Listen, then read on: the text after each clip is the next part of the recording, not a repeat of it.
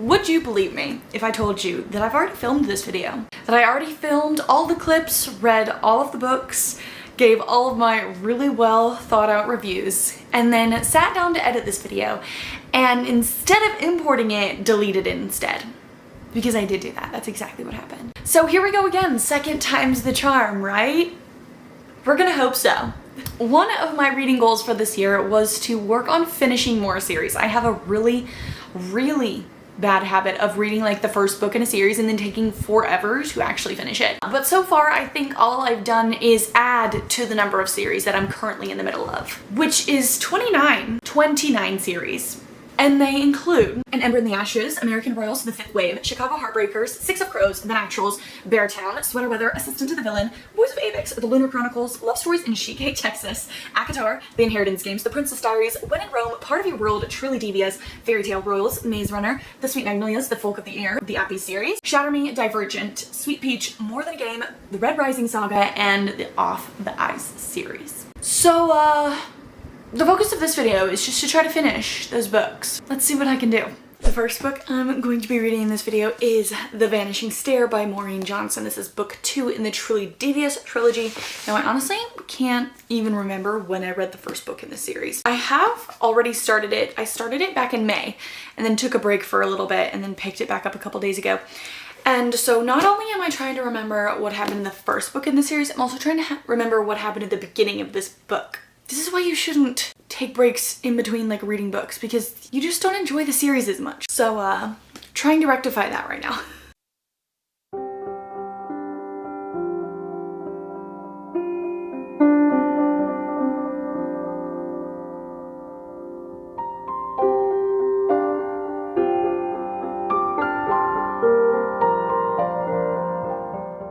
Okay, so I am 275 pages into The Vanishing Stair, and when I read the first book in this series, Truly Devious, I was reading it for a video. I was trying to read like books that are similar to my favorite TV shows, and I'd heard that this series was very much like Wednesday.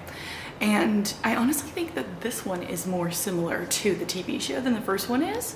I don't know, she's like going out into the little town more, which is very reminiscent of, I can't even remember what the town is called in Wednesday, but it just has more of a Wednesday feel to me. And it's kind of making me want to rewatch the series, but I can't because I'm already in the middle of so many TV series. Like I'm never gonna be able to finish them, but I really want to. Let's finish this. I've only got, okay, I was gonna say I've only got so many pages, but I've got almost 100 pages left, so let's see if I can finish this in an hour.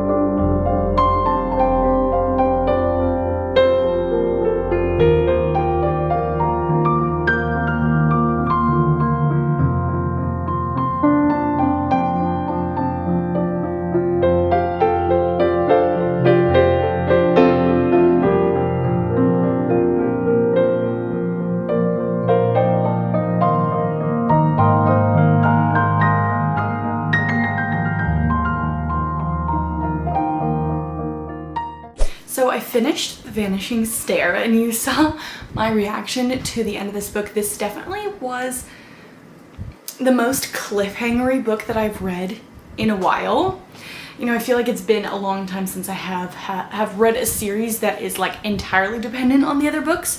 I feel like so often now like books are written more as like interconnected standalones, or the story, you don't necessarily have to finish all the books in order to like read the whole story, whereas this series is like 3 books of one continuous story. I feel like a lot more current series are, it's like a series but each book has a different story. You know what I'm saying? do I even know what I'm saying? That's the real question. So for the most part, I was able to like understand, I was able to like pick back up all of the things that it was talking about. And so I guess that's a testament to Maureen Johnson's writing, the fact that I was able to like pick this book back up about halfway through and understand what was going on by the end of the book. Stevie is the main character that you follow during the Vanishing Stair, and I really like her. I feel like I can very much relate to the way that she sees the world and the way that she interacts with others, but also her just like natural curiosity and her inability to just like leave things alone. As soon as she sees like a loose thread in the fabric, she just has to start pulling at it. She can't just like leave it alone and go about her business. And you know, I relate to her in my love for true crime. Next, I'm going to read the second book in the Lunar Chronicles series, which is Scarlet by Marissa Meyer. I read Cinder, the first book in this series, about this time, I guess, last summer, and I really enjoyed it. It's like a fantasy dystopian series, but that is also like a fairy tale retelling. Cinder obviously was a retelling of Cinderella, and she is a cyborg, which is like basically makes her a social pariah in their society, who like gets entangled with the prince and everything. You know, everything blows up obviously. And then we go into Scarlet. The story starts off with Scarlet, who is reeling from the loss of her grandmother. Her grandmother was just recently kidnapped, and no one seems to care. And so she is doing everything she possibly can to wreak a lot of havoc to draw attention to the fact that her grandmother is missing, and like try to get people to like care and find her. And then she finds this guy, Wolf, who is willing to help her find her grandmother. And maybe he knows a little bit more about what happened to her than he lets on. But then you're also still following Cinder, like in what she's doing post her book. So it's like two POVs on the same timeline that like don't really have anything to do with each other yet. I have already started this one. I'm currently at like 40-something%. So I've got a little over halfway left to go. So let's go read that now.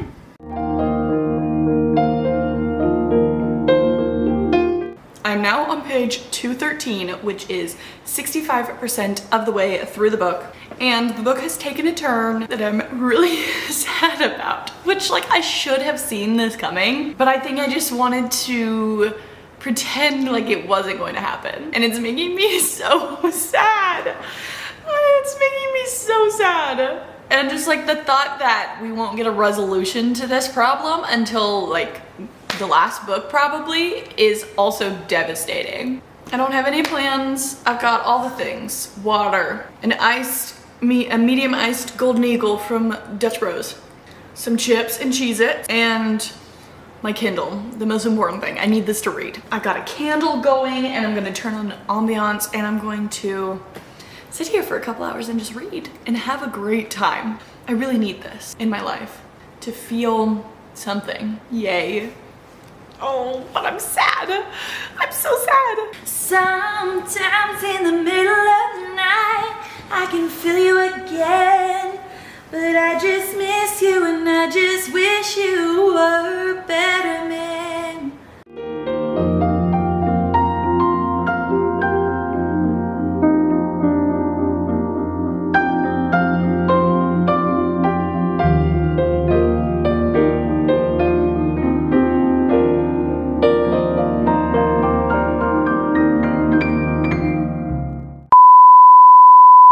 I said I was like loving Shatter Me and was completely getting hype and understood everything that was happening. Well, I take it back. I have been reading, what even is this book called? Restore Me for the past 2 days. I started it on Wednesday, it's now Friday. I have like less than 100 pages left, and once again, I'm back to being so confused. I had forgot that it happened, and I think I kind of glazed over it when something big happened at the end of Ignite Me. And one of the characters made a really big decision. And I didn't really think much about it, but then once I started reading this book, like that decision is the forefront of this book. And I'm not going to lie, I don't really see why the decision was made. Like, in these books, you are getting dual POV of both Juliet and one of the other characters. And despite the fact that you are seeing like their thoughts and their feelings when you're in their POV, I feel like there are still a lot of their thoughts and motivations that you're not seeing, like, behind some of their big decisions. Because like one of the characters made a big decision at the end of the last book, and I'm like, why did you make that choice? And also, how did everybody around you let you make that choice? Was there any thinking at all going into this choice? Because I am not sure. Oh, I don't understand. I don't understand. Anyway, let's finish this book.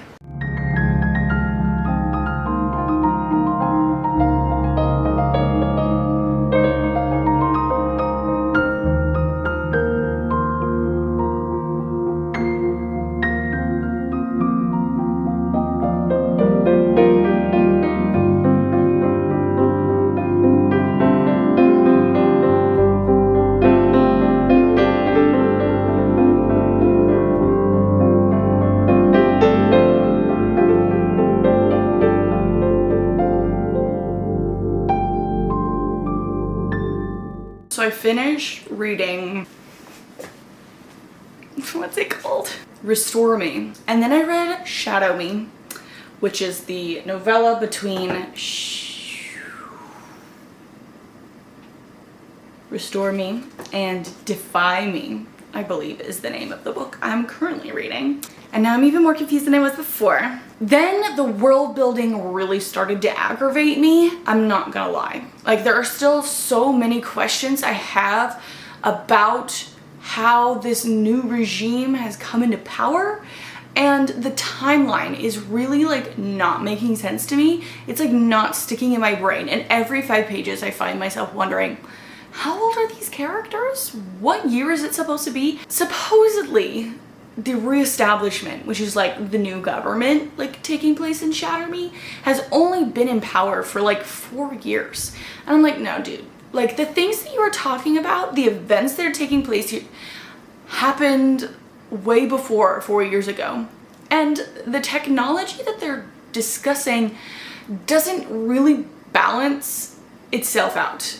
They're talking about really advanced biological technology. That doesn't make sense in the context of the world that you have created in these books. The world building is honestly really taking me out of the story because I'm having a really hard time piecing together what all has already happened in this society versus what's currently happening. There's certain characters that are popping up and I'm like, where did you come from? I'm just like reading this story and I'm just very, very confused. And it's really bothering me that I'm currently reading book 5 of the series and I'm still so confused on the world building. It just feels like a book-long keyboard smash. Like, she just like smashed her hand on the keyboard and tried to make a story out of it. Which is like, the fact that this series is so beloved, I'm just so confused on why I'm having such a hard time reading this. Like, am I just like missing pieces? Like, every time I read the book, I feel like it's missing chapters. I've got a couple hours before I have to go to work, so I'm gonna go try to finish Defy Me. No, yes. See, I can't even remember the title of the book that I'm reading, which is a really great sign. So I finished reading Defy Me, and I feel like I understand a tiny bit more of what's happening. Aaron Warner might be like the only redeeming quality of this book, and Kenji. Love those two guys. They're the best. But there is this one character that has like, in these books, that every time he comes into the picture, he's like having a conversation with somebody, he drops some information bomb. And then when the person he's talking to is like so confused about what he's talking about, he's like, you didn't know? Blah, blah, blah. It's like, dude, I think it's pretty clear that nobody has any idea what's going on. So it's really annoying that you just like make it your mission to go around and make everybody feel dumb by like sharing things that obviously they wouldn't know and then acting like they're stupid for not knowing about it. Now, I have a couple more minutes. I have like 20 minutes before I need to start getting ready for work, and I am going to start reading A Torch Against the Night by Sabaa Tahir. I am so excited to read this book. This book, I just recently read An Ember in the Ashes in my reading 7 books in 7 days video. Out of all the books I've read in this video, I think this one is like the one I'm reading like closest to the other book in the series. Is this book like the entire reason why I wanted to make a finishing series video? Maybe.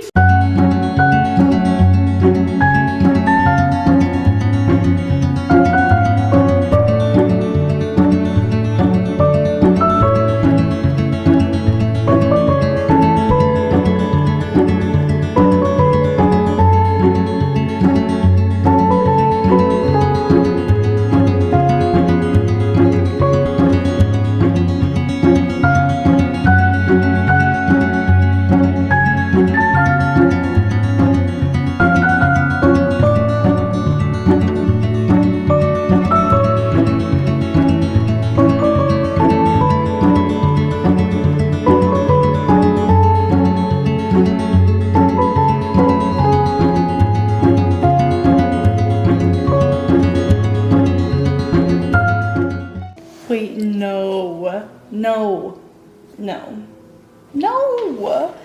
this cannot be happening. Are you kidding me? I'm finishing A Torch Against the Night. I've got like 140 pages left. I mean, I knew he was bad news, but I didn't expect this. Are you kidding me? No, I will cry.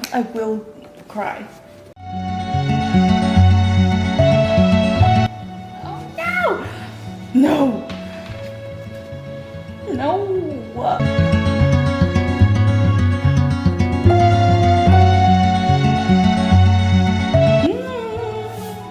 Oh no.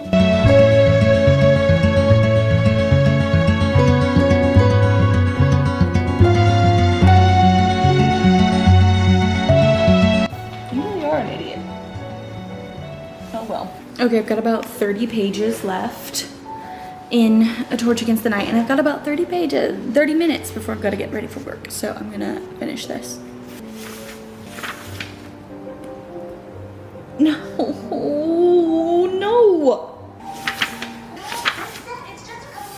Ooh.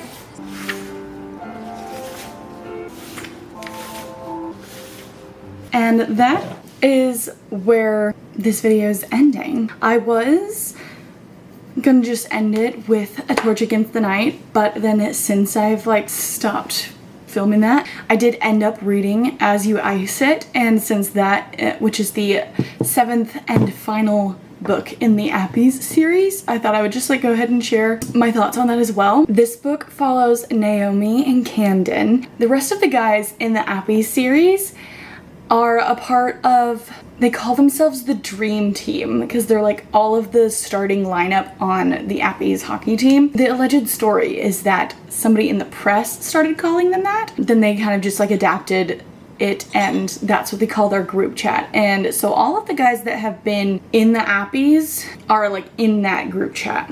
They're a part of the Dream Team. However, Camden is not somebody that I can say that I like remember from any of the other books.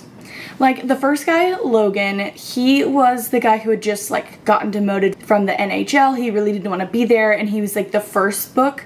So he was kind of like, his book was like establishing like the premise and the story. Then the next book was Felix's book, and he is like the very silent leader. He's the goalie. And then the next book was Eli, and he's very like happy-go-lucky, fun-loving, like golden retriever type boy. And the next book was Nathan, and he's very broody, very grumpy. Basically what I'm saying is that the series had 7 books in it, and the first 6 books had like inklings of all the other guys in them.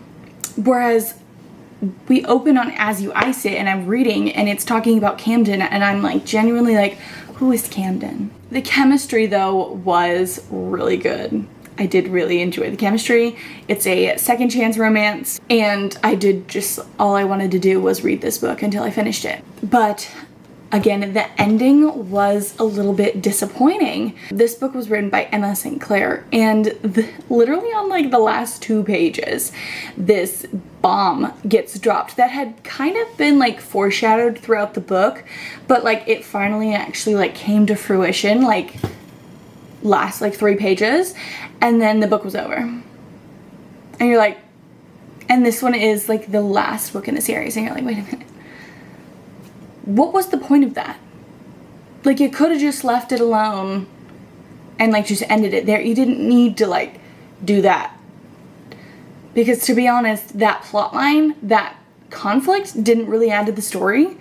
And you dropped it on page 3. On page 1, we're like, here's the solution. And then the book ended. And you're like, wait, what? But at the end of the day, it is just words on paper. So don't need to get that worked up about it. Final thoughts on the books that I read. I feel like I kind of like gave all my thoughts already on the Vanishing Stair, but I rated that a 4 stars. Then I read Scarlet, which I feel like I also gave like most of my thoughts already. I rated it a 4 stars. Then I read Restore Me, which is book 4 in the Shatter Me series by Tahara Mafi. I gave that a 3 stars. I need to go back and redefine my rating system because I'm not really sure why I gave that book a 3 stars, to be honest. Then I read Shadow Me, which is book 4.5 in the Shatter Me series by Tahara Mafi, and my Goodreads review, I gave it 3 stars again. My Goodreads review just says, and now I'm even more confused. Then I read Defy Me, which was book 5 in the Shatter Me series, and I gave this a 3 stars. And some of the things that were confusing me in Defy Me and Shadow Me kind of like were explained a little bit more in Defy Me, but then when I was reading this book, it just really annoyed me about the world building. The world building was just really bothering me, and the fact that like book 5 we're like still doing intensive world building just didn't make any sense to me. And then I finished reading As You Ice It by Emma St. Clair for book 7 in the Happy series, and then I finished reading A Torch Against the Night, book 2 in the Ember in the Ashes series by Sabaa Tahir, and I loved it. Rated it 5 stars. Loved it so much. I really loved this book. Once again, like the pacing of this world building is amazing, and I feel like throughout the book, as the world is being like more laid out to you, like it's not completely jarring to learn new things about the book. That was what I was getting really annoyed with Defy Me, is that so often like they would drop like tidbits of information and I'm like, how is that relevant? And then it wouldn't be until like chapters later that that part was like tied in. You were simultaneously like missing huge bits of information. And so it was really refreshing to go back and read A Torch Against the Night and like just have that flow of things are explained at the right time. You're never like left wondering what things mean and how they fit into the story. I think she just clearly put a lot of time into like storyboarding this and like creating the timeline and creating the world before she actually started like writing the book, which I think really shows through in the quality of the world building. So I did give that a 5 stars. Yeah, so those are all the books I read in this video. I actually only took 1 book series off of my series in progress list. So instead of being in the middle of 29 series, I'm currently in the middle of 28 series.